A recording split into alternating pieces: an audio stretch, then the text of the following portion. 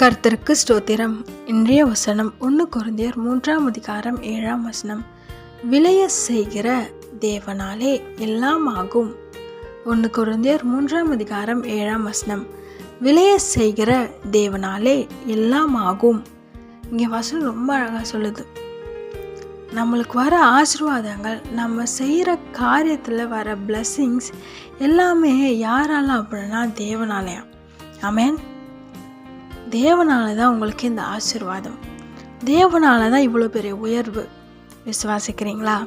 நீங்கள் நினைக்கிறீங்களா, இல்லை என்னோட படிப்பு தான், என் டேலண்ட்டு தான், என்னோட ஸ்கில்ஸ் தான் இதுக்கெலாம் காரணம், நான் கஷ்டப்படுறதால தான் இந்த உயர்வு நினைக்கிறீங்களா? இதெல்லாம் இல்லை, எல்லாமே தேவனால்.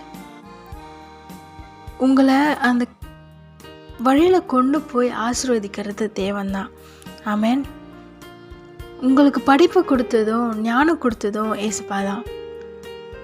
எல்லாமே செய்கிறது அவர் தான். இப்போ கூட நீங்கள் நினைக்கலாம், என்னோடய பிஸ்னஸ் எங்கே லாஸ்ட்டில் தானே போயிட்டுருக்கு அப்படின்னு நினைக்கிறீங்களா? இப்போ ஏசப்பா சொல்கிறாரு, உனக்கு எல்லாவற்றையும் விளைய செய்து உன்னை ஆசீர்வதிப்பேன்னு சொல்கிறாரு. ஆமென்.